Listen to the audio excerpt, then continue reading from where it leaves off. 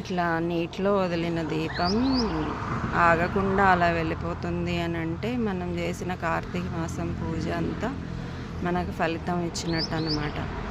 వదిలిన దీపం వదిలిన దగ్గరే ఉంటే మనం చేసిన పూజలో ఏదో లోపం ఉన్నట్టు. అలా వెళ్ళి